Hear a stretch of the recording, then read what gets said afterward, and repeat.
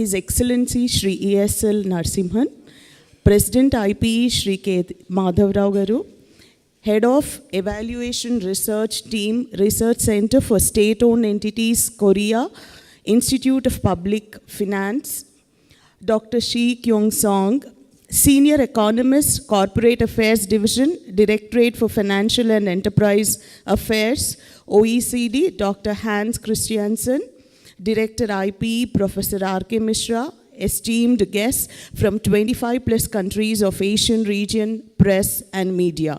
A warm good morning.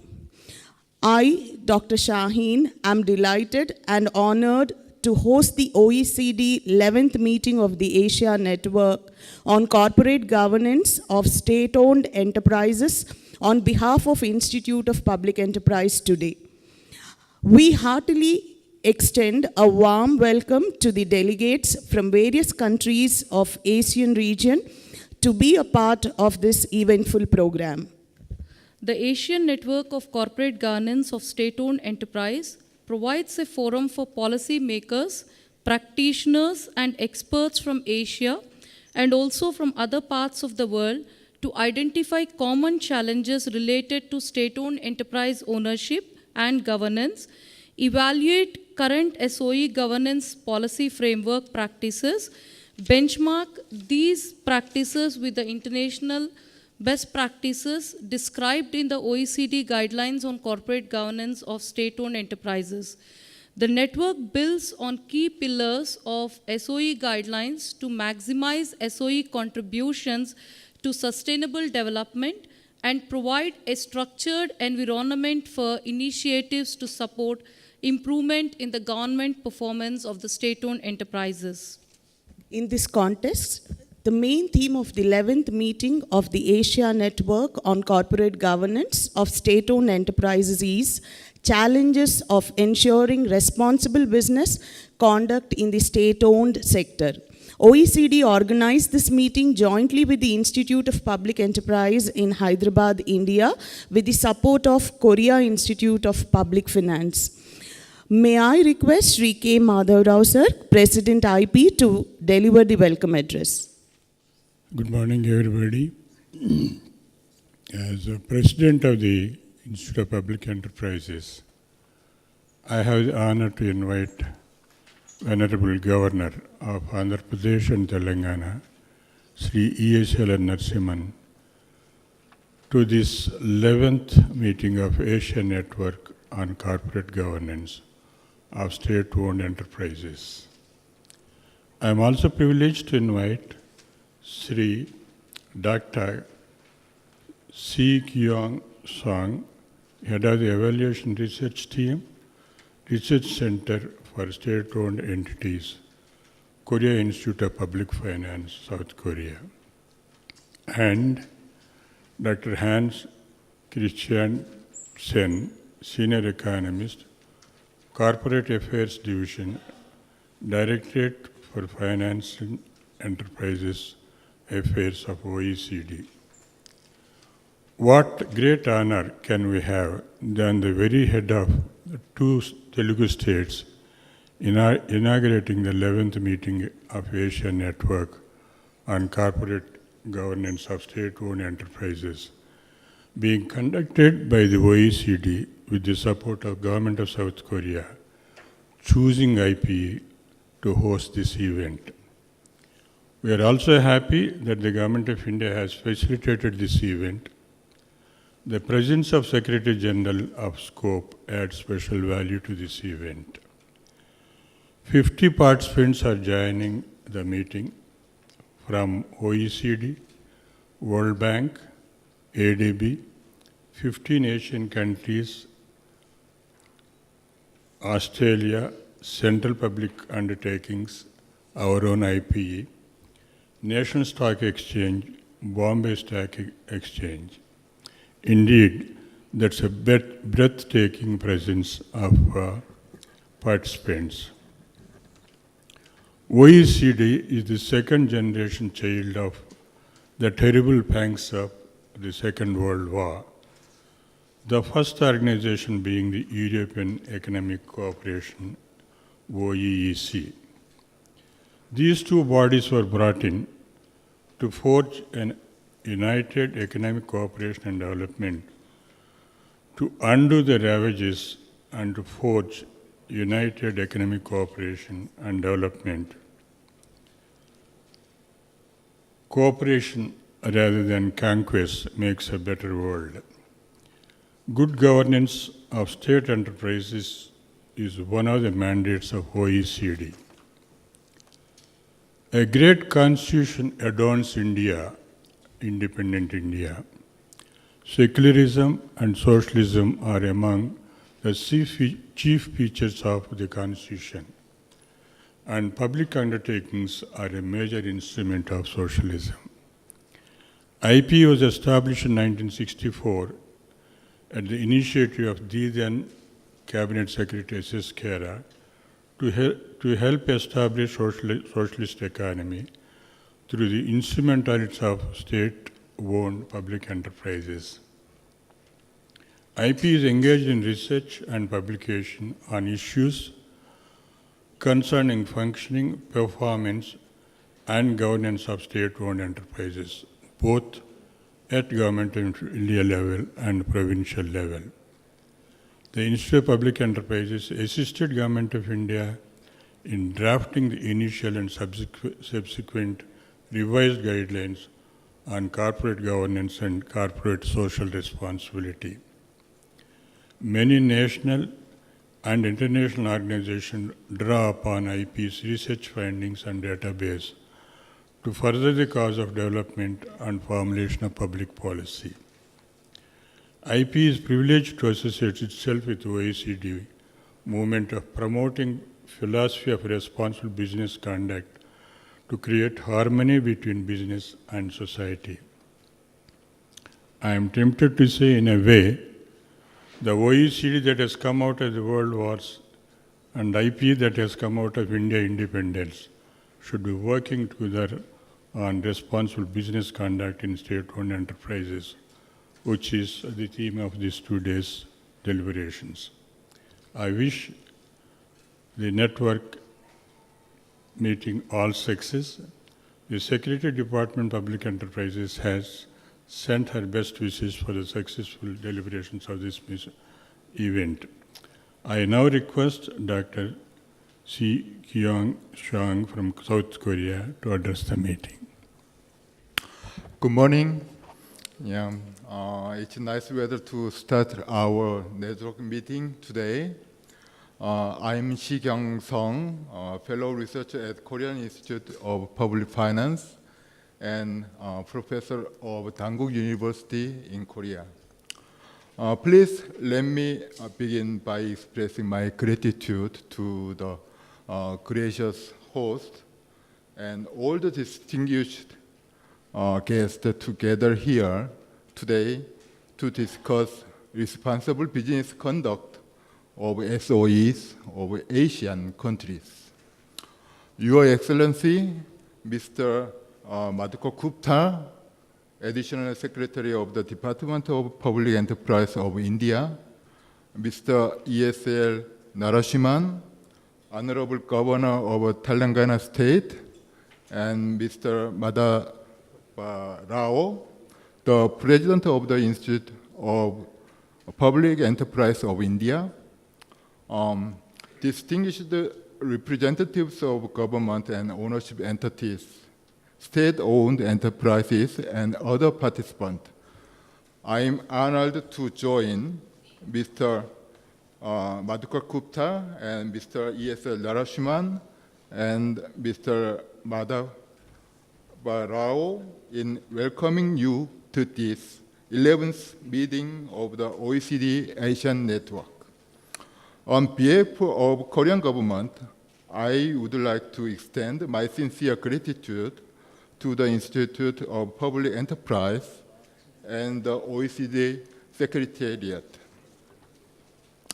for hosting this significant event in this beautiful city.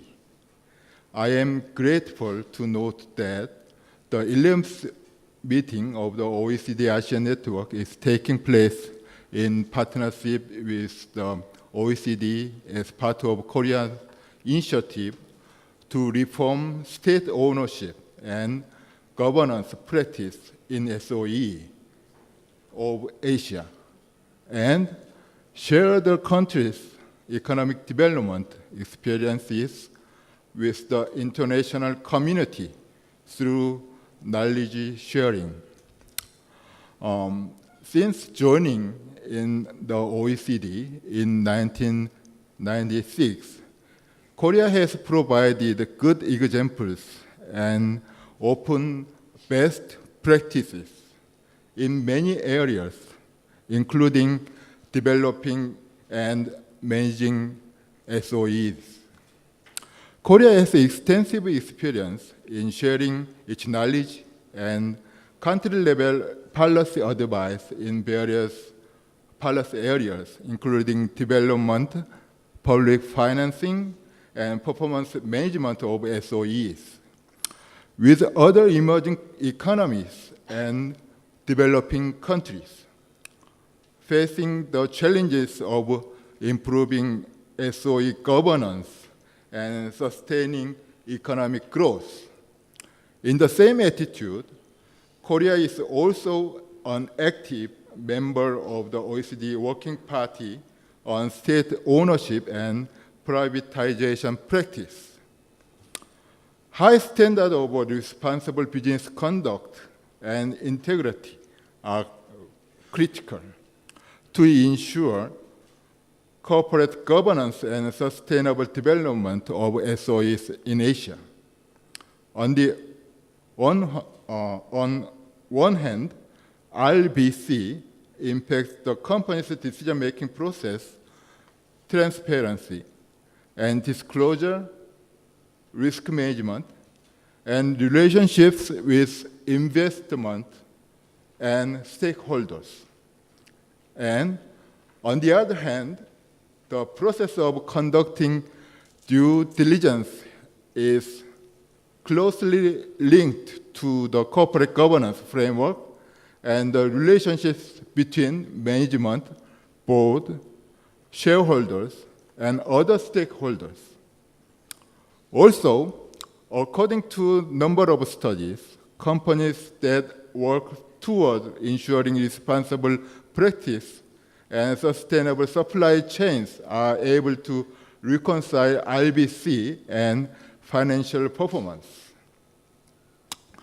The Korean government regards that good RBC policies should be internalized as part of corporate strategies. Under the current administration, presidential agenda to create and maximize social values, the Ministry of Economy and Finance has been making tremendous effort in aligning RBC-related policies on SOEs with policies of other ministries and agencies, and the government has been mobilizing institutional effort to integrate RBC practices into SOE sector. In this year, the Korean government has stepped up its effort to focus RBC practice by promoting public institutions as a driving force for achieving social values as one of 100 major national tasks of the current administration's 5-year policy plan. It has established a group of indicators to evaluate the performance of SOEs and new public institutions, such as human rights, ethical management, safety and environmental conservation, regional development, protecting small business and fair trade, equal opportunity, social integration, and job creation. High standards of transparency and accountability are applied at both the government and SOE level to encourage individual companies. As such, all SOEs are expected to establish credible RBC policies. According to the Act on Management of Public Institutions, every public institution should establish and publish a customer charter containing procedures for processing customer complaints and liability for damages. The Ministry of Economy and Finance instructs SOEs to conduct a consolidated survey on customer satisfaction at least once a year and publish the result. The questionnaire of the survey includes many substantial social responsibility aspects. In addition, the Anti-Corruption and Civil Rights Commission, it is a national anti-corruption body in Korean government, was established in 2008 to fight corruption and address public complaint and administrative appeals. Since then, the organization has been undertaking an annual assessment of integrity and the policy enforcement of public institutions, including all SOEs. Going forward, based on its knowledge and expertise, Korea wishes to continue this OECD and Korea partnership to provide a structural environment for government initiatives to support improvement in the governance of SOEs in Asia in a sustainable manner. Please let me close my speech by reiterating that Korea has tried to contribute to the development of SOE policies of OECD member countries and developing countries, and to the future progress, including responsible business conduct policies. Thank you for your attention, and I wish you very productive meeting. Thank you.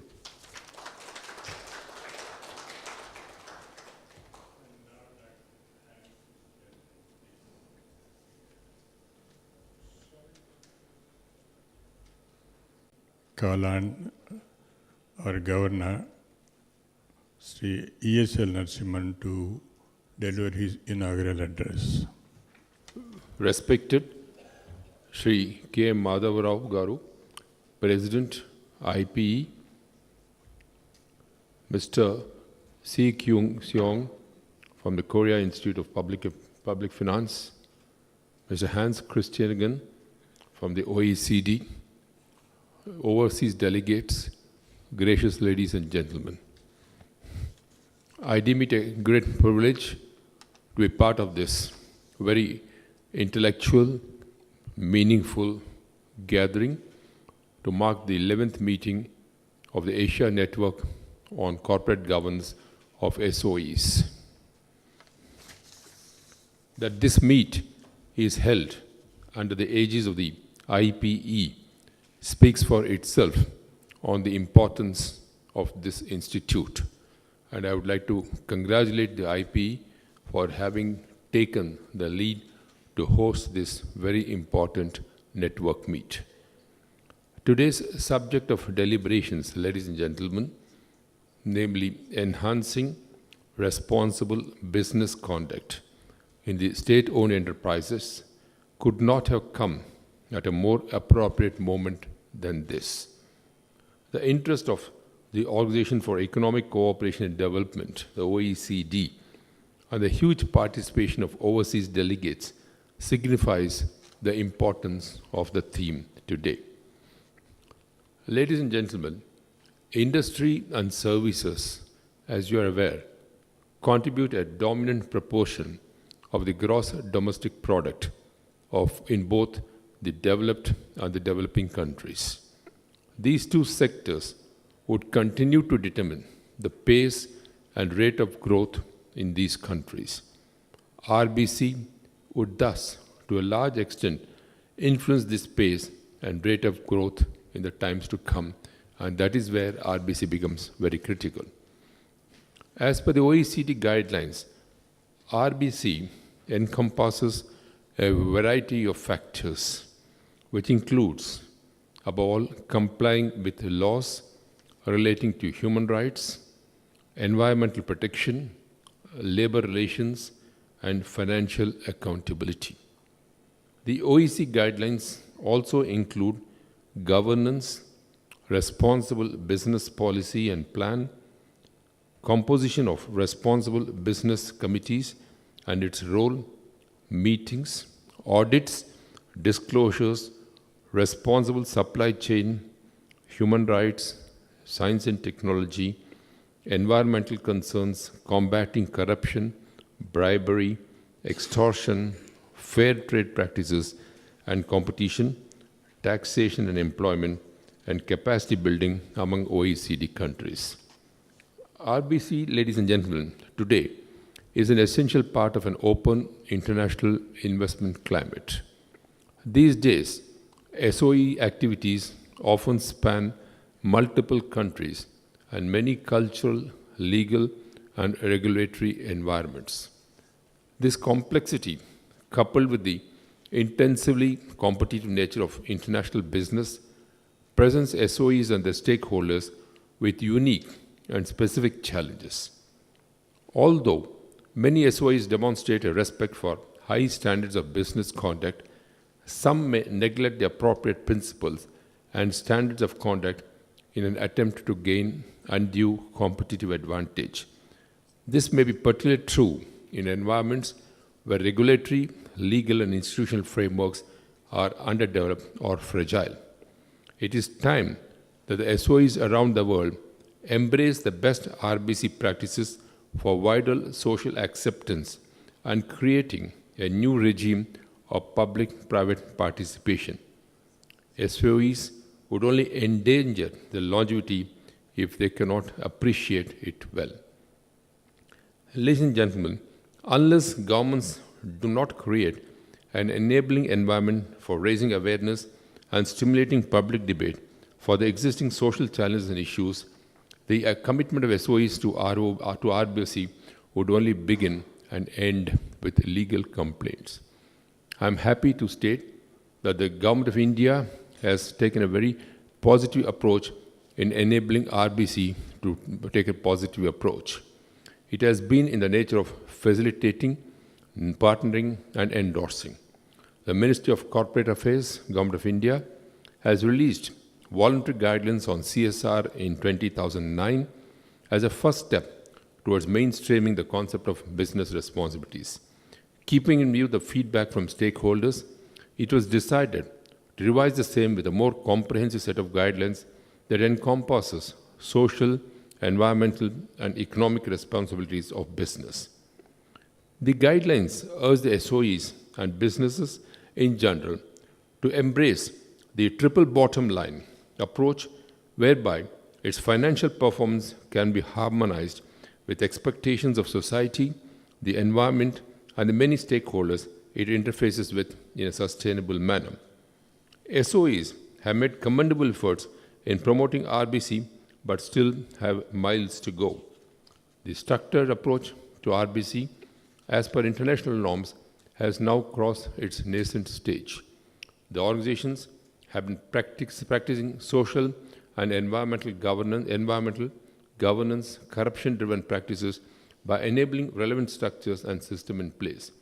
Yet the fact cannot be ignored that RBC is not just about business recognition, just not about business recognition and growth, but more about the holistic development of society, environment, and the nation, and above all, social inclusiveness. The business of the SOEs should not be business alone, but the business of SOEs should be responsible conduct of business.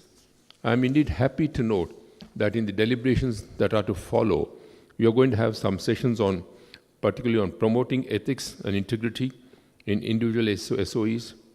I would really suggest, if it is possible, to adopt a code of ethics across the globe on SOEs performance.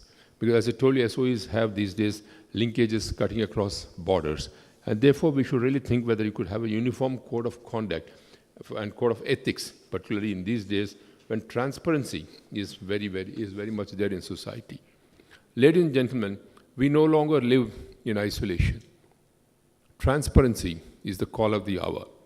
And transparency will mean we are going to be accountable. Transparency, accountability, auditability, responsibility, and social responsibility becomes all the more critical in the years ahead. Because you must understand that we are under public gaze. As I told you, you are not an exclusive club. You are under public gaze, and people are going to judge the performance of SOEs. And the performance of SOEs becomes very important in a nation's growth, as I mentioned it. Ultimately, you are going to be gauged as to what is your contribution to society. We must understand that business is one part of making money. Yes, I quite concede that making money or financial profits is one part of business. But I think every business enterprise, every SOE or every business enterprise has something called a societal commitment. We must remember, ladies and gentlemen, that all of us owe a commitment to society in which we are. Today, we may not be affected by it, but tomorrow, we might also get affected by it. So please do not forget the fact that you have a societal responsibility in the conduct of your business systems. And when I talk of societal responsibility, it means how do we really share the happiness quotient? How do we really multiply the happiness quotient? Because as far as, India, as you know, is known for its heritage, which is giving. Giving makes people happiness. The giving hand is always the upper hand. And that has been our heritage. And that being the case, I think we should try and see how can we share our happiness quotient with the people in general, with society at large. Confining it to an exclusivist club is not going to serve a purpose. If SOEs have to be relevant in a nation, in a country, I think its contribution to society becomes all the more relevant. And that is where the question of your accountability, your ethics, your governance, your auditability and everything comes in the picture. And that's where your governance structures becomes very important. Your code of ethics becomes very important. Your integrity, both professional and personal, becomes very important. I'm sure the SOEs will be deliberating on all these subjects. And of all of you are experts here in this group. I have nothing really to say on this. But I would only say that the SOEs have a very important responsibility in today's scheme of things. Before I conclude, let me share with you a proverb from our ancient Indian wisdom. It goes such, I shall translate it subsequently.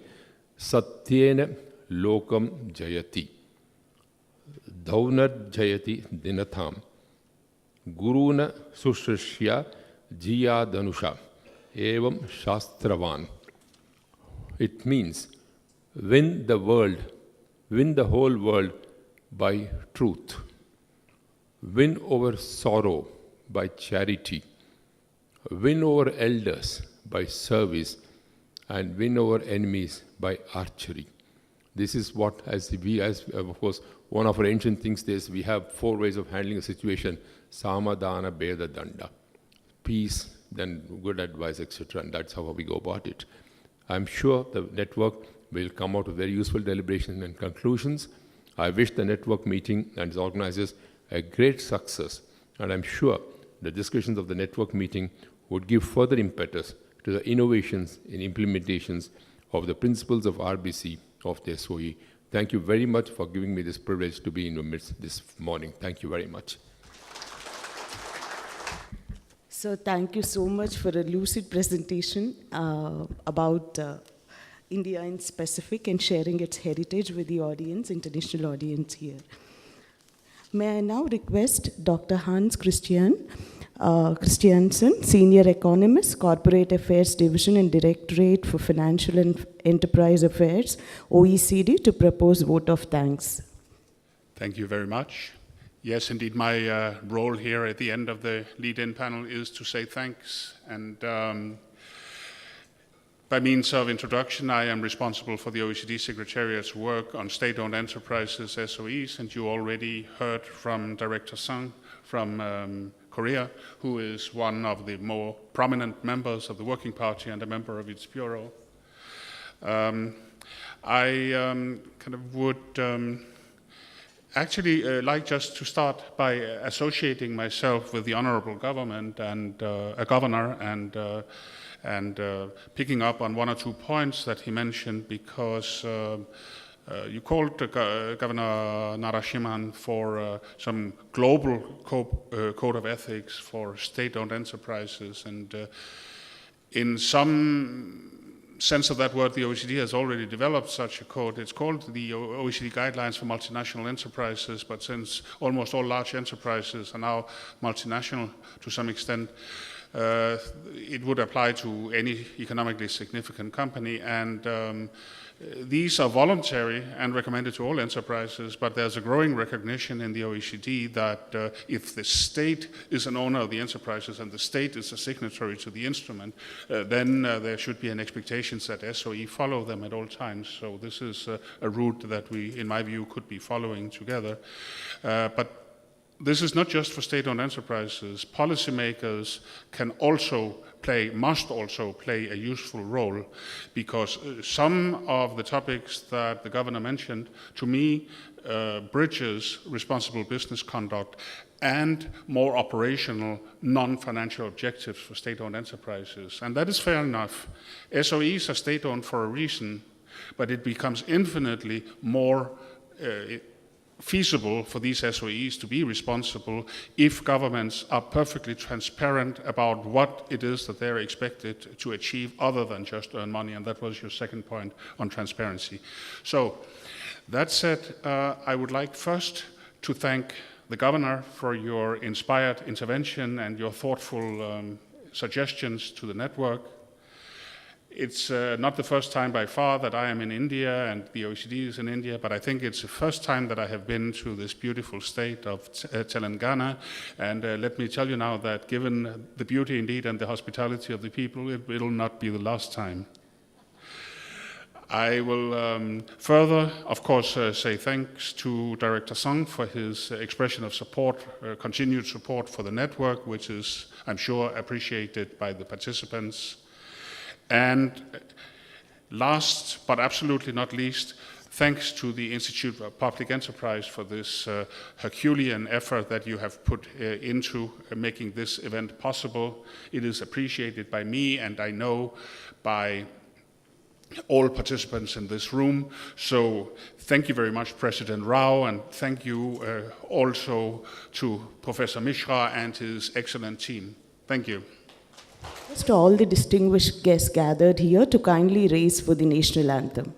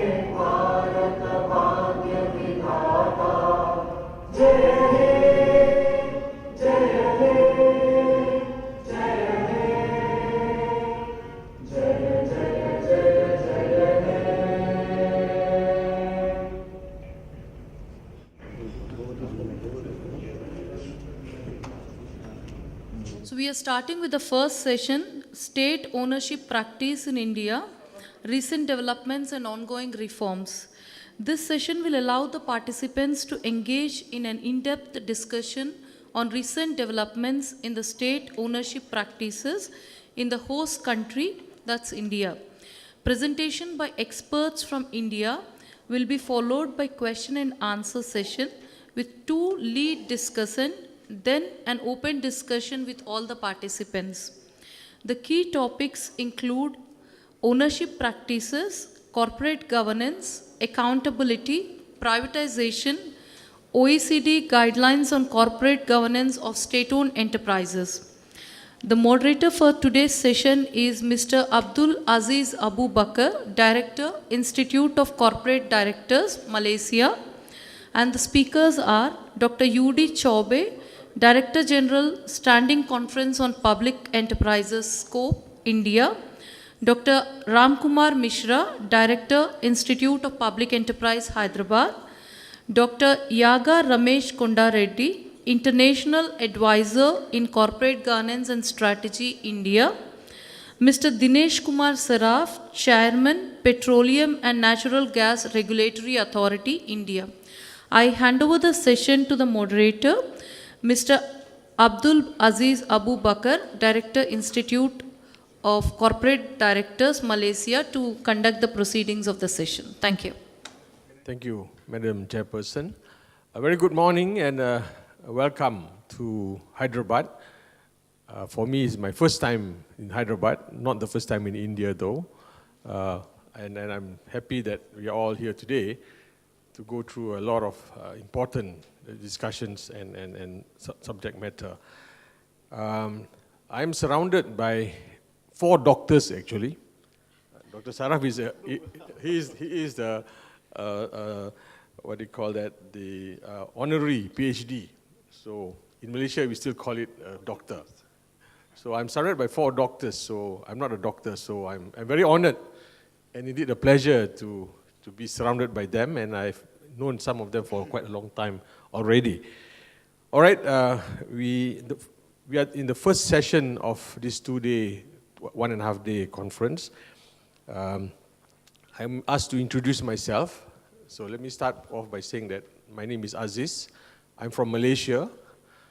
I was the CEO of Malaysian Directors Academy for the last 7 years. I just retired. I decided to spend more time with the family and not continue to work until I go under. And now Malaysian Directors Academy is called Institute of Corporate Directors Malaysia. It's a much bigger organization. It's fully funded by the regulators and supported by the regulators, Securities Commission, Stock Market, and the Central Bank. So it's new. We just launched. Okay, I have about 40 years of working experience, airlines, oil and gas. I was with Shell Malaysia and Shell London for 20 over years. I was in the bank. I was in Telecom Malaysia. And after that, I went on to Malaysian Directors Academy. So it's been a fruitful 40 years of work. Enough about me. So going into the subject matter, let me just kick off the session with some comments. We've all been hearing about what the Honored Excellency Governor mentioned about corporate governance, corruption, and all that kind of stuff. One of the key takeaways or key messages I would like to leave behind is the triple bottom line. I think it is mentioned all over the place. Some people call it 3 Ps: people, planet, and what's the third one? People, planet, and yeah, okay. So we are here to delve deeper into that subject matter, and I'm glad to say that I went through some of the latest reforms in India, and I must say I was very impressed. I would like to mention here that India is the only country in the world which has mandated social responsibility through Section 135 of the Companies Act, implemented in 1st April 2014. It's amazing the kind of coverage the Companies Act has got. And the task of building an inclusive India for its 1.3 billion people is so large and complex that it cannot be accomplished by either the government or by the corporates working in isolation. It can be achieved through an integrated approach by government, corporate, through their RBC initiatives, and through the participation of civil society organizations. The areas of activities they cover are education, health, livelihood, environment, rural development. I think all of us around this table are very familiar with that subject, and I think SOEs in particular have a major role in ensuring that all this is achieved. We do not do it for publicity. We do it for the satisfaction of having really achieved something worthwhile. I think it's a very strong message there that I think gone are the days where social responsibility and governance is all done because you want to get a good brand name, you want to get a good publicity. But nowadays, it's a business linked, it is business driven, and I think there's a strong link between business and social responsibility and responsibility for the business context. Okay, with that, I think I'd like to start off by inviting the first of the four speakers, Dr. U.D. Chobe, DG of Standing Conference of Public Enterprises. The CV is in your pack, right? Am I right? So I will not go into too much details. All I can say is that this morning I asked him, what are the hot topics in India today? So he said, election. And we in Malaysia just had our election, if some of you are aware, with astounding results. I will cover some of it in my tomorrow panel's discussion. It has turned around the country upside down. After 60 years of rule by one party, we're seeing a new government and a new mandate, which is incredible. Not a single drop of blood was shed, which is incredible. It's a very smooth transition from 60 years of rule to another government without any problem. Yeah, so that's quite remarkable, and I've been telling people that should be a case study in its own right. Yeah. So he is a double PhD. Wow, I said, that's quite an achievement. He's got an MBA and an LLB. He's former chairman and MD of GAIL, and is presently Director General of Standing Conference on Public Enterprise. He has more than 40 years of rich experience in management, energy, oil and gas, and economic issues dealt in state-owned enterprises. He has written 4 books. I shall not name them here, but to write 1 book is good already, but to write 4 is quite a remarkable achievement. Yeah. So with that, can I call upon Dr. Chobe to start off? 15 minutes, please. Okay. Fellow speakers who are very learned people in India, having achieved in their respective fields, be it Mr. Saraf, who was head of ONGC, chairman of ONGC, now in a regulatory board, Mr. Misra, you know, and Mr. Reddy, Y.R.K. Reddy, is an authority on governance, as we have been hearing him every year in scope. My friends from overseas, Hans Christensen and his team, my friends from Philippines, my friends from Japan, Korea, Malaysia, China, all those who are here, and I welcome from core of my heart to each one and everybody, and I can only guarantee your safety and security while you are in the August city of Hyderabad. I also welcome my friends from state-owned enterprises in India, being represented at chairman level, director level, and very top management of SOEs, and other friends, ladies and gentlemen. Well, I told that yes, the hot topic is election, but he did not ask me what is the hottest topic. The hottest topic is governance. And it appears there are only two policies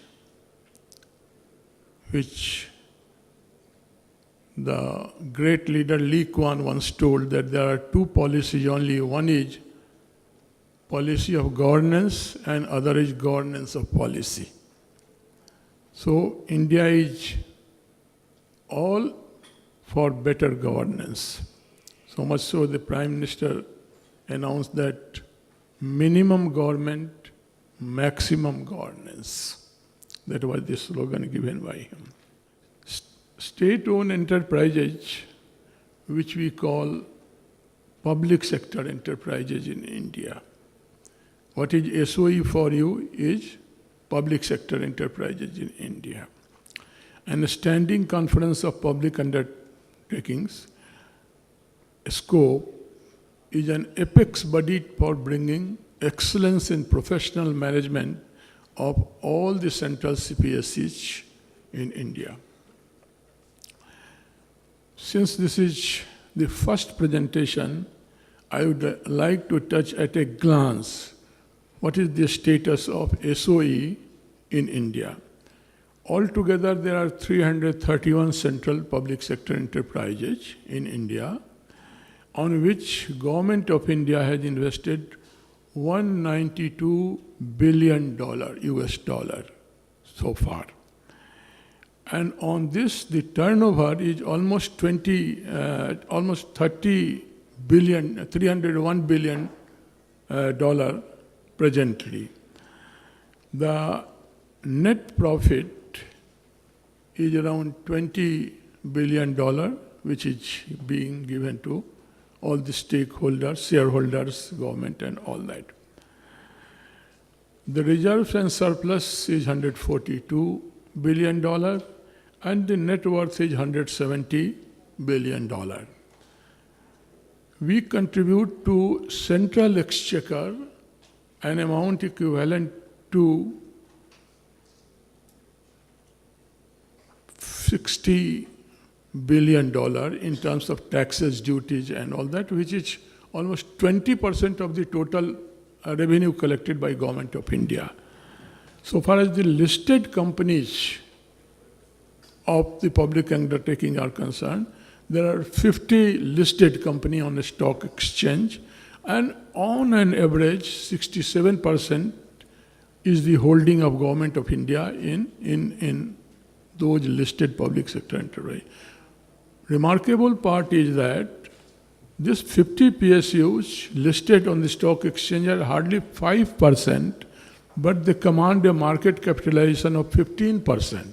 And that shows this confidence of the stakeholders and shareholders in state-owned enterprises in India. There is employment of over 1.1 million employees in CPSEs, SOEs in India, and they contribute almost 14% towards GDP of India, which is a remarkable number in terms of the turnover of the public sector enterprises. You may be knowing that India is moving very fast on the economic trajectory, so much so the GDP has reached $2.6 trillion, and with the pace with which it is improving, will reach more than $6 trillion by 2030. That is our expectations. State-owned enterprises in India has major share in all the sectors like coal, crude oil, natural gas. Steel, of course, are limited to 20%, but power is more than 50%. So they have a commanding hold in the economy of the Government of India. SOE contribution I just now told, I don't want to repeat because paucity of time.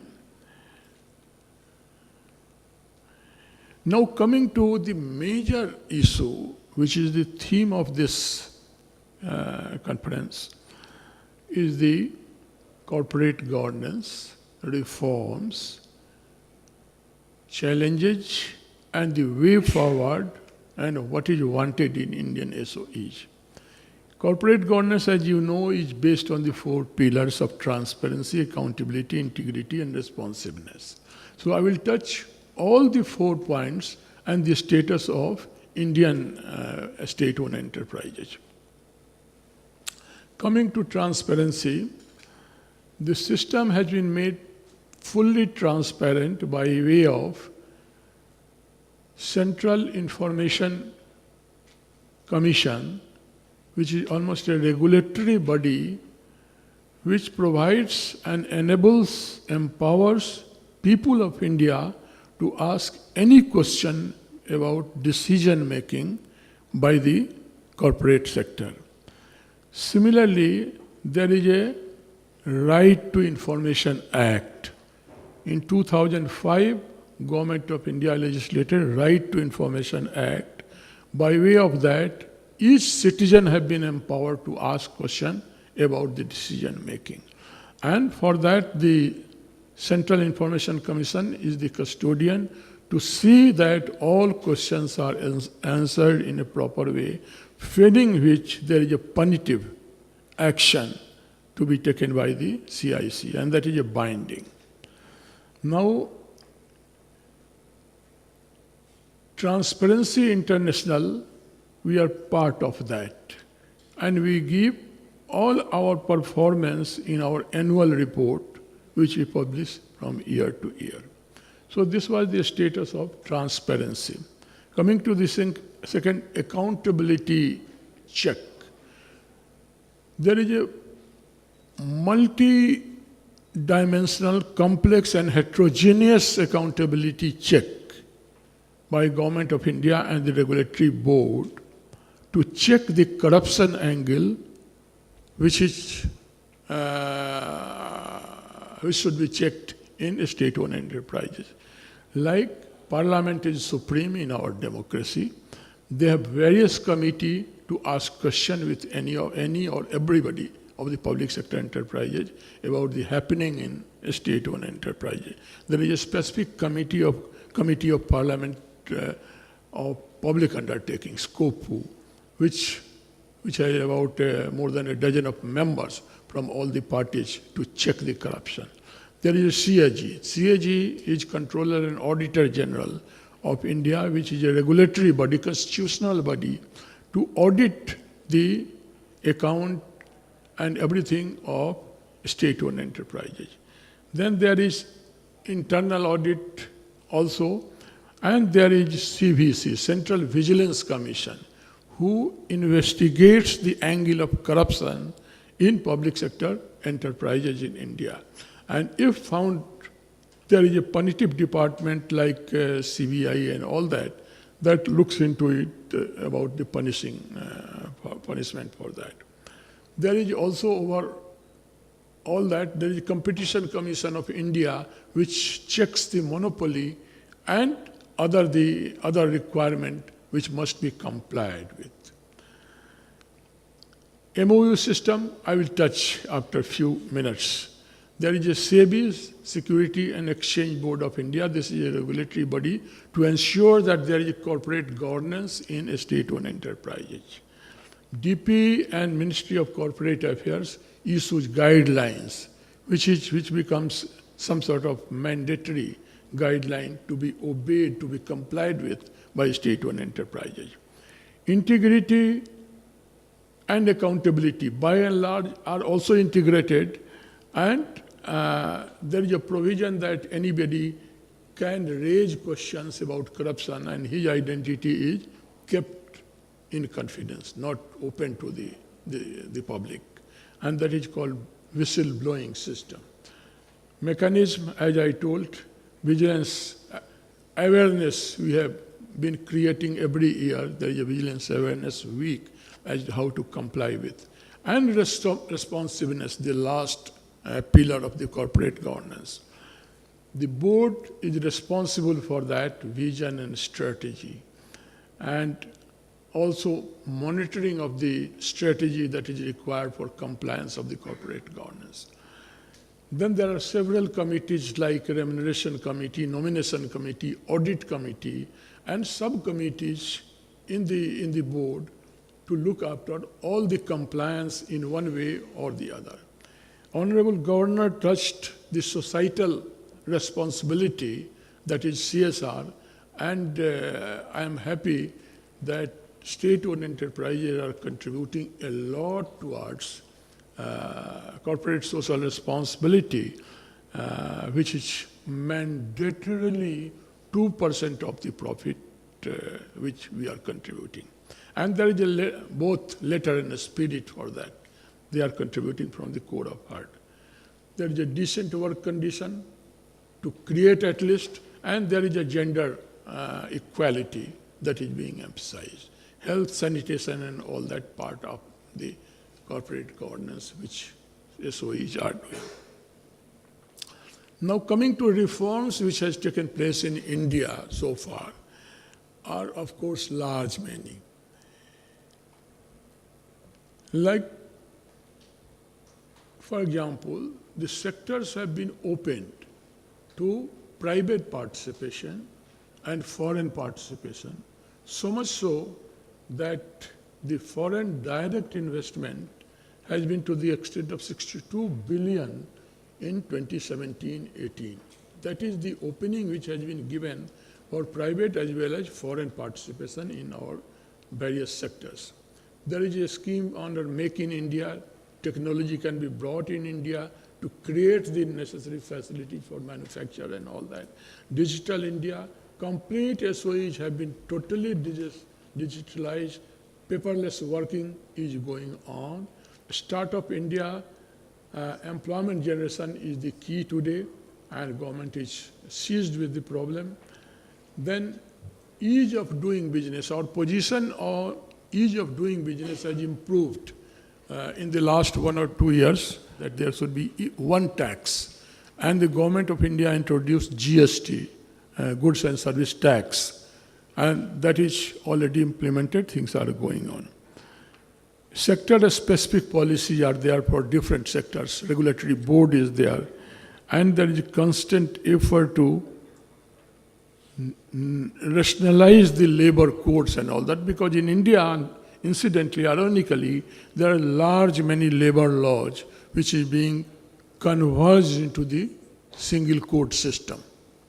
Categorization of public sector enterprises into Maharatna, Ratna means jewels, Maharatna, Navaratna, Miniratna, and others helped a lot towards competitiveness of each category of public sector. If they are Navaratna, they are trying to come to Maharatna and all that.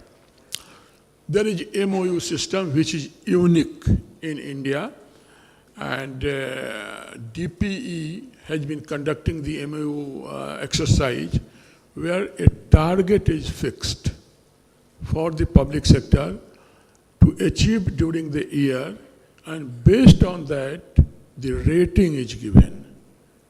Rating means they are either outstanding, very good, poor, or good, or something like that. And this rating is linked to the performance-related payment of state-owned enterprises.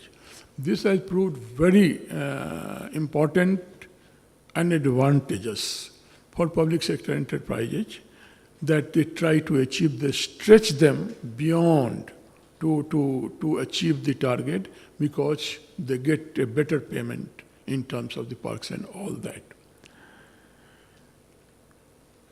Guidelines I told, then moving towards gender capacity I told, so I don't want to repeat this.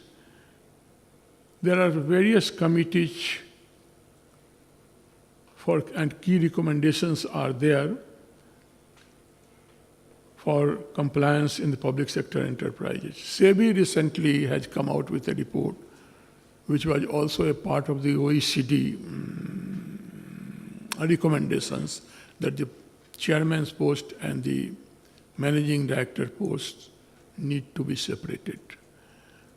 There are two ways: either the chairman is non-executive or executive, then consideration. At least listed company have to comply with the order by 2020. Enhanced disclosures has come. And there is a mandatory provision to have a risk management committee so that there is a risk advisory role, there is a risk assistance, and there is a risk management for the company. Each company who are at least listed must have a risk assurance, a risk management committee. Enhanced disclosure, I told, and that has made more transparent and cleansed system in public sector enterprises. I touched CSR, and I also told, and we in public sector state-owned enterprises are very much for corporate social responsibility, so much so that companies have coined parallel vision. One is industry vision and another is social vision. So things are going on very nicely on this. Now coming to issues and challenges. There are issues which has brought the concern of the state-owned enterprises in India, and they are in the various areas, like heterogeneous checks and balances. I told so many committees, so many agencies, so many regulations for checking the accountability. They have been demanding for convergence of all that to bring at least one or two to check the accountability system. Appointment process and succession planning takes time. The succession planning, it takes time because appointment of the post of chairman and directors lie vacant for a long time in want of the proper succession planning. We have been requesting for that. Competitiveness, global competitiveness, even though the government of India has liberalized it, there are certain areas for which state-owned enterprises have to approach the government to take the clearance. Size of the board is another problem because 50% of the board is the independent director. So much so that at least 5-6 independent directors on the board of Navratna and Maharatna company. So we have been asking for lesser number of independent directors at the board level. Rest are the government nominee directors, at least 2, and 3-4 functional directors, which we call, who largely come either from within the organization or expert from public sector enterprises. Skill enhancement and capacity building is being given very much emphasis, and I think that OECD can help in capacity building of state-owned enterprises in the modern areas of management that we are looking for. Now, what is the way forward? What should be done? This is all done. So I skip this slide. We have been asking for a ownership policy by Government of India because they own the state-owned enterprises and there is no ownership policy as of now today.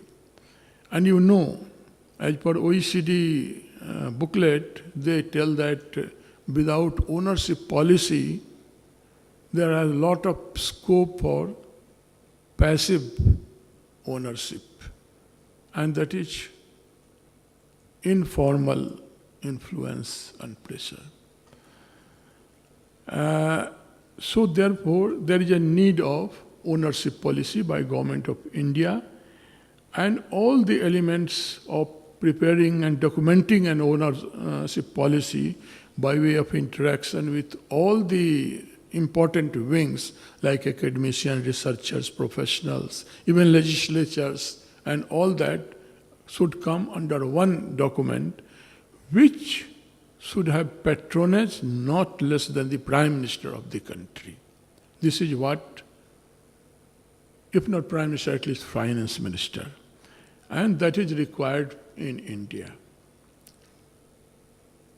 This is only a concept which is being given, not that this has been done, but this is a concept which Scope wants to present before everybody. I have been doing so, it is not for the first time I am doing. And second concept is the consolidation of sovereign holding in state-owned enterprises. Even though the equity is being diluted to different stakeholders, but we still feel that consolidation of sovereign holding in enterprise is more important. While I am talking, looking at Hans Christensen, who is very keen to privatize everything. So, anyway, it was in the lighter side. So, what happens that after 2008, the recession period, everyone realized that a sovereign consolidation in enterprise is a better option. And what we call that state capitalism appears to be a better option than the private capitalism.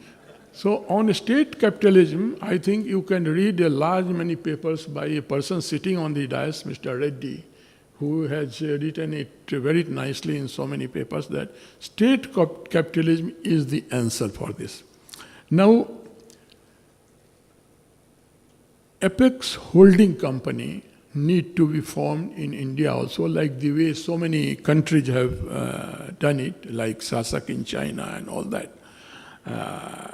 And the Apex Holding Company, the chairman should be at least Prime Minister level, if not the Finance Minister level, which should have about a dozen of important board members drawn from several department and segments. And they should have 5 segments of subcommittees, like energy sector 1, manufacturing sector another, consultancy, construction and others. So 5 sub-holding company reporting to the Apex Holding Company, and there must be a sovereign holding fund out of the surplus which has been created by the state-owned enterprises, which should be earmarked for project expansion, social sector, research and development, and above all, for investment in domestic as well as international market. And that can generate a lot of resource for Government of India being the owner of state-owned enterprises. These are the 2 concepts I thought I must share with you while presenting India's case.